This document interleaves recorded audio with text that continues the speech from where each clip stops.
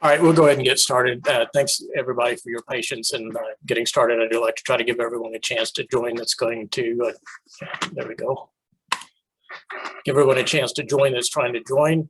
I'd like to introduce Mary Beth Brooks. She is the director of the Arkansas Small Business and Technology Development Center at the University of Arkansas. Mary Beth became the director of the ASBTDC at the University of Arkansas in August of 2018. She served as the president and CEO of the Bank of Fayetteville from 2004 to 2015, followed by a private consulting practices. Earlier in her banking career, she held executive roles at Arvest Bank. She's a graduate of the University of Arkansas and holds a master's of business administration and finance and banking from the University of Wisconsin. She will be talking about the Arkansas Small Business and Technology Development Center at the University of Arkansas, which is part of their Division of Economic Development. And let me admit just a couple more people. Still have a couple of people joining Mary Beth, so if you don't mind, if just holding off like another minute or two, if anyone has any questions, or just a quick reminder, these are being recorded. If you have a question, you can either raise your hand and I'll address it, or you can type it in the chat, but we will save a little bit of time at the end of these meetings for questions. And I think, there we go. There we go, one more person. We can start whenever you'd like, Mary Beth. No worries. Hey, thanks so much for having me, Zane. I know almost everybody on this call, so glad to be here. Some of this will be a repeat for you guys who know me, but again, my name is Mary Beth Brooks. I work for the University of Arkansas Small Business and Technology Development Center, and we, in general, provide free business consulting services to businesses in Northwest Arkansas. Just as an outreach program at the U of A, we have grown our team tremendously in the last few years, especially in the last 15 months, just to try to help these small businesses in our area survive during the pandemic, but also thrive. And actually, a lot of folks are buying and selling businesses right now as well. So just wanted to let you guys know what all we do. For those of you who don't know me or don't know anybody on our team, right now we have offices in Fayetteville, in downtown Fayetteville, on the corner of Block and Dixon. So we are right down the street from the chamber. And then we also have a business. We're up in Bentonville at an office a couple of days a week as well. So in general, when we're trying to help folks who are just getting started, we help with everything from all the financing, trying to think through a real strategy. We focus on detailed business plans. Not necessarily is it all perfectly in writing, but we really dig into the meat and potatoes for somebody. If someone is starting you guys can give me an example of a business, but if they're starting a dog business, for example, a dog grooming and a dog boarding business, just as an example, then we'll really help them zero in on how many dogs at these kind of prices are they going to have to groom or board or whatever, to where they really understand what it's going to take to break even. We spend a lot of time on the plan and strategy of who's going to run it, who's going to be there, how many people is it going to require. So we really help them think through every single detail. We have access to a tremendous amount of market research that is highly coveted and very in hot demand.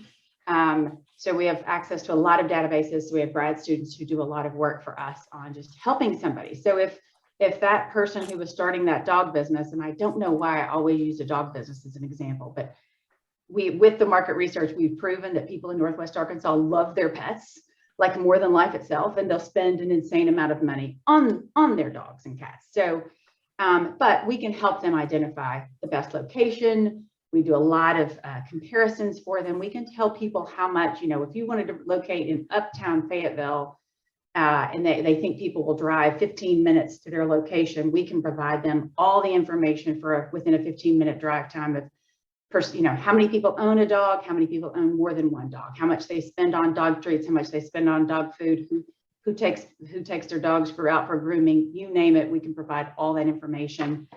As well as, of course, all the demographic type information that would be interesting to them for, how much disposable income does a certain family have in order to do that. So it's we pretty much provide all of those services. In addition to that, a lot of times it's once folks are really in business, we do a lot of work with them on marketing. We have an array of specialists on our team right now that provide services that are far beyond what we, it's not just a marketing strategy, but we have folks who just do social media help.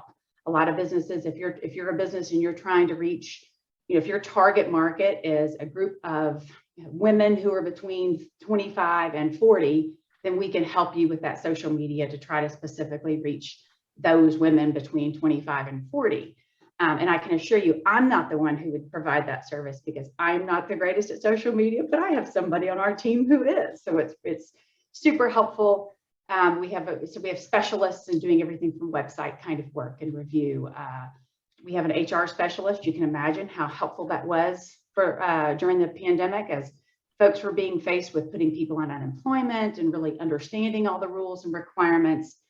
And so she has been a tremendous addition to our team. So any kind of those kind of questions, and small business owners, they're not experts on the HR world. So they can always look to us to help answer any of those kind of HR questions.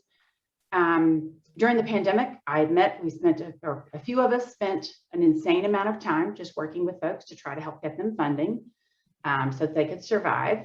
And I'm still working on a few remaining Restaurant Revitalization Fund grants, and that there's been just huge hiccups along the way with the SBA on some of those grants, as well as for the shuttered venue type grants. So any of the larger, think Walmart Amp, Theater Square, those kind of great venues that really make the fabric of our community.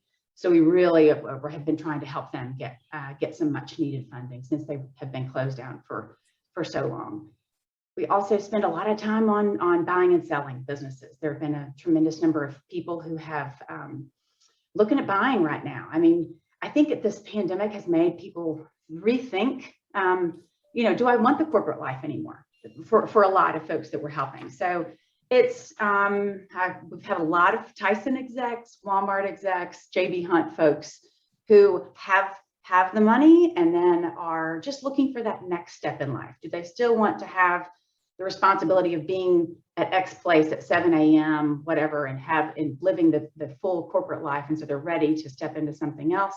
So they're looking to buy other businesses. And that's buying into franchises. That's folks who are just tired and need to get out. So we do a lot of the analysis with people to try to help them figure out how it is, we look at everything from tax returns and financials from the previous owners to then also projecting out for them how it would be for them as owners, and try to help them with all of the nuances of that.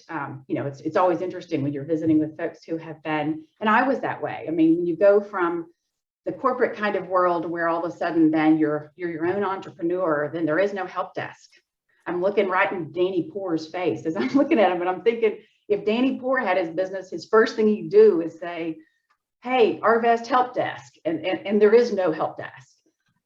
So it's trying to help sometimes even just get folks acclimated to that new world and connecting them with a lot of resources that maybe they haven't had in the past that we can help them with. So that's pretty much our story. That's what we do at the Small Business and Technology Development Center. I can assure you most people we've been slammed, I'll tell you. I mean, for the last couple of years, but especially the last 15 months has been insanely busy, but I think we've been able to pretty much keep up with our workload. But if it tells you anything, we had over 600 new clients last year in 2020, so that was tough. And we are already on that pace again for this year. And those are new people we haven't helped before, but it doesn't even include all the new or the existing folks, because we have a lot of businesses that we help through almost a full life cycle of their business. We help them get started. Like I have a client that we helped our center. I wasn't here, but our center helped them get started 10 years ago.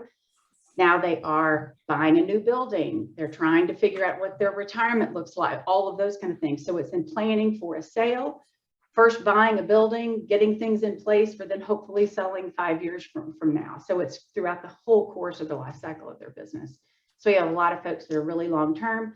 Some maybe we don't talk to for a year and 2 years at a time, but then when they need us, they know where to find us. We also provide we do a lot of events. It has all been webinar based over the last year, but we have now gotten on our schedule some in-person workshops and such. All of those are all free of charge, but it's everything from what we do is we plan our events based on what we hear from businesses that they say they need. So it is, I mean, some of the most basic things of Excel, because to how do I read a financial statement, to how do I better take care of my finances. And then it's how do I get some social media? It's how do you build a website, like 3 different sessions. Right now, we have a lot of work we're doing on search engine optimization with businesses as they're trying to grow. So it's kind of a wide array of those kind of events that we are doing as well. We usually are going to do about 3 or 4 a month of those events. Some of them will continue online, but some people really want to do it in person. So some will even offer both at the same time. It'll be both, understanding personal financial statements a little bit, we'll have one in person and then one, the very next day online, just to where anybody can participate.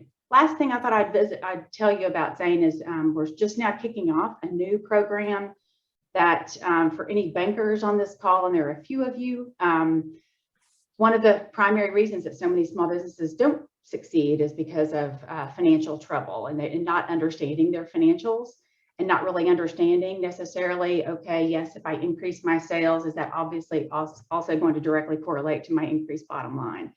And of course, the answer is no.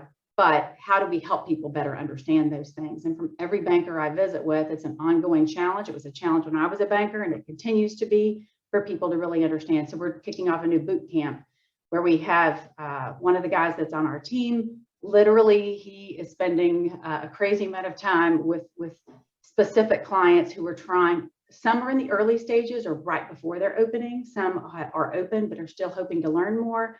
And I mean, he helps them understand full chart of accounts on their QuickBooks.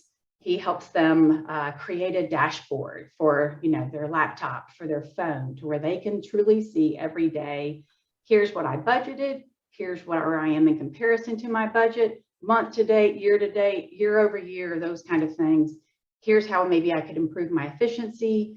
So he's teaching through that on both classroom setting as well as one-on-one settings. So we're just piloting it. We're trying to get a better feel for how many classes versus how much one-on-one time and what it would be required. But so our first round of folks has started with that. So as you all hear of needs on those kind of things, let us know, because we can create events. I admit we spend a tremendous amount of time not doing events, but just doing one-on-one consulting. I mean, if it tells you anything, we have, like, my goal is to have 600 hours this year of just one-on-one consulting time with clients.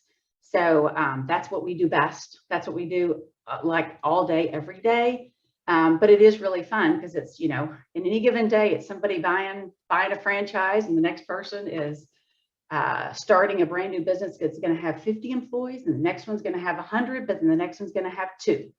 And then the final one that day might be somebody starting their Etsy business online. And it's just that individual. So it's broad range of folks we're helping. And I feel like we really are making a difference in the community. Zane, anything else you want me to cover? Well, I've got a couple of questions, but I want to open it up to the group and see if there's anyone else has any questions or comments that they'd like to ask or add.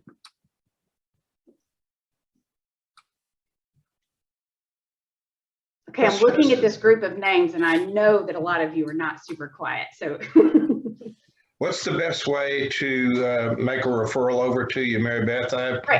I've just given them your phone number and told them to call you, but is there a better method? Absolutely. That's always a good way. You have my number. You can also you can give them my email address, or you can also give them, and I'll tell you what that is in case you don't have it, as well as they can look on our website. So my email, M as in Mary, E as in Elizabeth, Brooks, BROOKS. I guess I could have typed that in chat. Sorry, Zane. mebrooks@uark.edu. Our website is sbtdc.uark.edu. And then Our office number, just our general office number is 575-5148 or sbdc@uark.edu. How about that for 4 ways?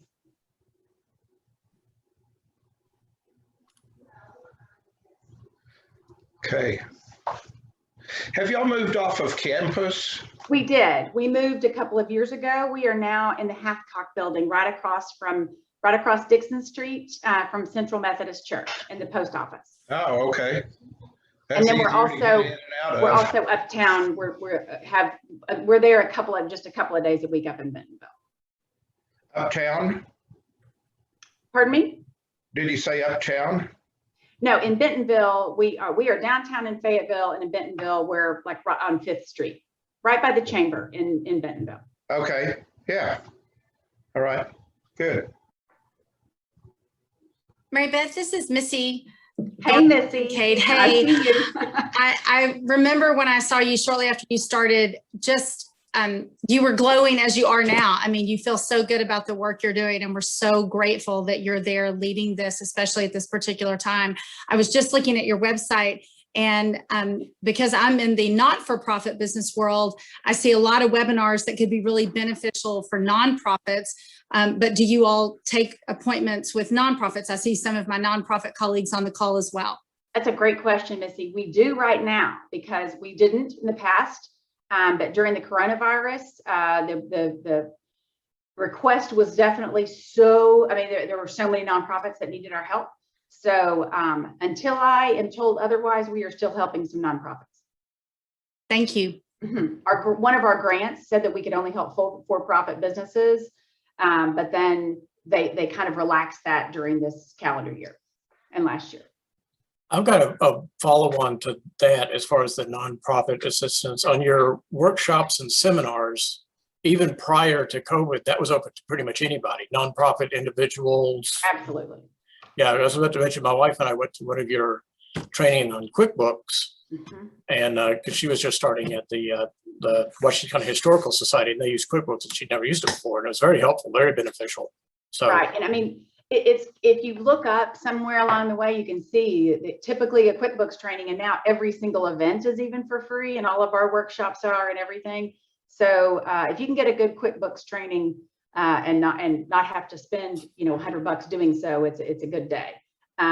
But Jay is on here with me. Jay's on our team, and one of our teammates is Scott, and Scott is the one who's now pretty much overseeing all of that kind of work. He quite possibly is the most patient person that I know, and it requires that for a QuickBooks class because it's a little bit of a hit and miss because you've got people at all levels and all skill levels, and it takes somebody like Scott to be able to manage that kind of a group. He keeps the classes really small, and they're typically eight people, and everybody has their laptop, and everybody can sit there and learn it all at the same time. And he has like different levels of it as well. Jay, can you think of anything I missed out on? No, ma'am. But I'm also to the point of ways you can access us for referrals. We also have a get a consult on our website. So someone popped up our website, but I also just pushed up. If you go directly to this link, you click on that for anyone you refer us to. That's an instant. They pop in their information, and that comes generated to us, and then we can work it from there. So that's an easy access, and I'll put up Mary Beth's email here in a second, as well as mine. And we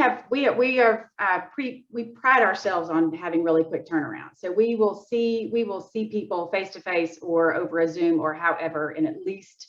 I mean, I'm not going to be like those law firms who say we'll give you 1 hour for free, but we will see. We typically try to see people in the first 2 or 3 days as soon as they reach out. So it is a lot of we are on Zoom calls or we are in face to face. I walked in this office today and I laughed because like literally every square inch of this office is being used right now. Meetings, and you can overhear people, but there's a lot going on because there's a lot of business activity right now.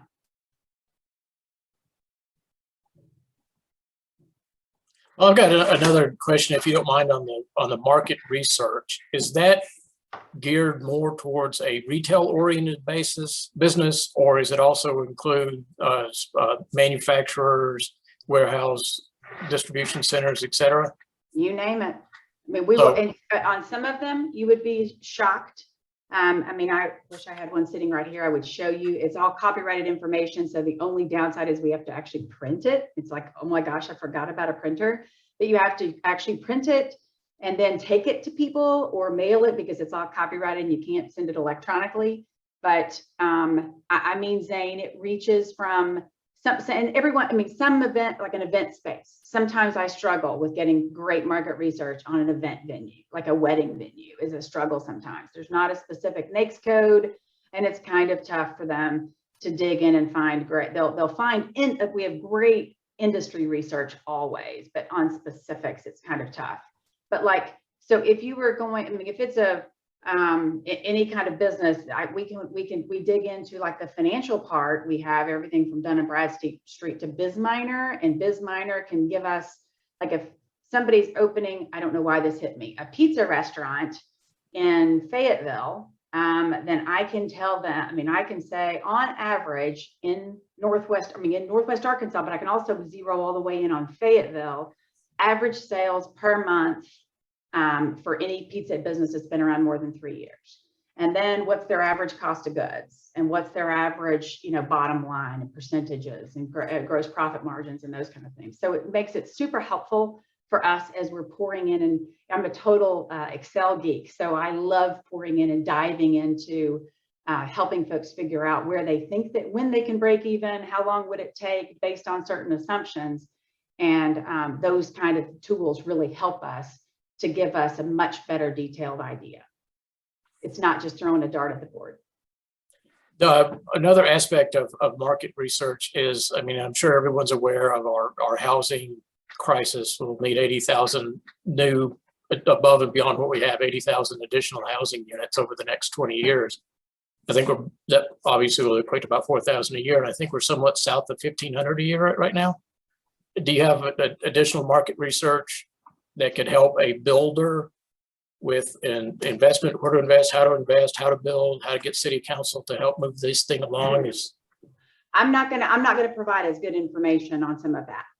Okay. It's that data is so relevant for right now, but then so much of the data, I mean, like we'll end up, if I pull something, I'm trying to, let's see, I was just trying to look at the group to see what kind of businesses. But if I were to try to pull something right now, I'll get some relevant data from the first quarter of 2021. But really that's going to be more, you know, you got to have it current, because anything from Q1 doesn't do you any good right now. I mean, I hate to say that, but it's almost like it's old data at that point. So ours is not quite that good. Okay. And then and I don't mean to hog all the time. If anyone else has a question, by all means. But my last question, I guess, is your training seminars. You mentioned you're moving more towards in-person. I found that some of the events that I do, the in-person events are still pretty small. I mean, we don't get a lot of attendance. So my plan is to continue with the online events, especially events like this, because I can get a much larger audience, record it, throw it on YouTube, but get some hits off of that. So are y'all going to continue? Here's what, so we will always, I mean, it's kind of like everything else, right? Once we realized that these were so efficient and that we could do so much and that we could record it, therefore people can watch it or listen to it on their own time while they're out for a run that evening. That has changed everything. So everything we do in person or webinar wise is all recorded. But there are some events that, like QuickBooks, it's much more difficult without being in person.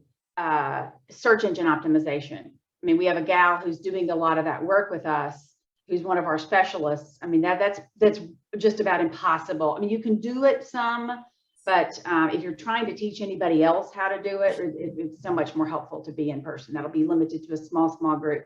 So probably the remainder of this year, it will only be those kind of specific classes that we'll do in person. The rest, just because like, and several of you know, like Allison Malone, she is our HR specialist. So if Allison can record, she records different things. Like right now, one of the big hot topics is, especially with our restaurants that we're dealing with, but also small retailers, just hiring people is a nightmare. I mean, everybody's struggling hiring people. So she'll do a 15-minute at a time, 15, 20-minute, 30-minute quips on how, and she has been in the HR world her whole career. So she provides some really interesting, helpful information on, you know, how it's no longer gone are the days of posting something and having 25 people be interested. Most of our folks, a lot of them can't even get somebody to show up for an interview. I mean, they schedule it and they don't, then they're no shows. So it becomes, how are you going to sell yourself? Because why should they want to work for you versus anybody else? And so how the tables have changed in that route. So she recorded several things for us just to help these small businesses figure out, maybe, hey, maybe if I make this twist, or gosh, am I going to do an interview on Facebook? I mean, some of these really different approaches that wouldn't have happened even last year. So we're doing a lot more of some recordings as well, just to try to, if somebody has that question, they can look on our website or they can reach out to one of us and we can quickly give that. And then it's even, Zane, it's even like, you know, when somebody's starting a business, what entity do I want to form? Do I want to be a this? Do I want to be an S Corp, a C Corp? You know, that going down that path. So we have a lot of those kind of recordings just specific to specific subjects to try to help people think those things through. Well, thanks. I appreciate that. And to echo your comment about the hiring, you know, the housing market is a seller's market. I think the job market is an employee's market. Right. So it is definitely a change in the way we. Yeah, the housing market, it's like, oh, that's great. Someone will pay me a ludicrous amount for my house, but then where do I go? Yeah, exactly.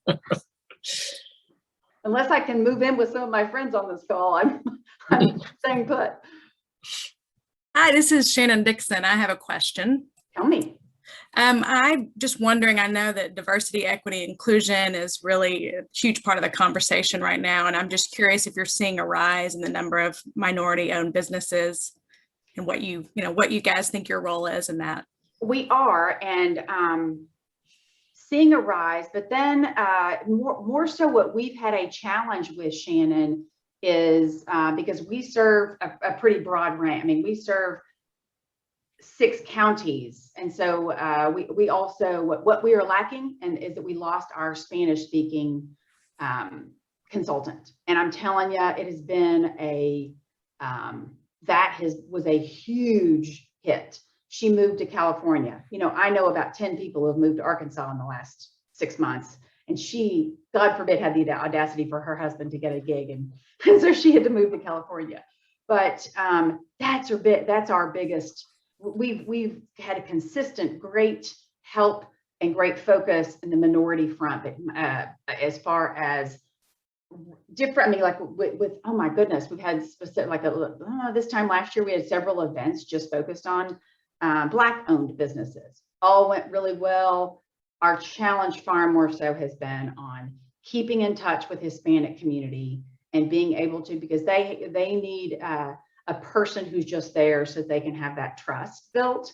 And when we lost our person, it was a huge loss, because now we've got to rebuild that trust. So I think if I have any lacking areas, that for sure is one of those. You know, it's not just somebody who's a translator. It's got to be somebody who can provide the full range of services, and that they can develop that trust in. So if you have any ideas for us, let me know. Yes, it's something we're working on too. So yeah.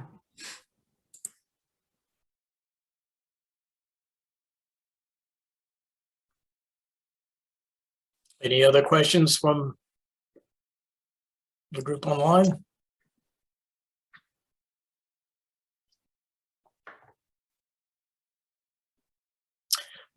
Well, Mary Beth, I certainly do appreciate your time, and everyone else who joined the call. I appreciate your time as well. This is very good information, and look forward to our next one. We will again record this, or this is being recorded. We've got to do just a little bit of converting, and then we'll get this on our YouTube channel.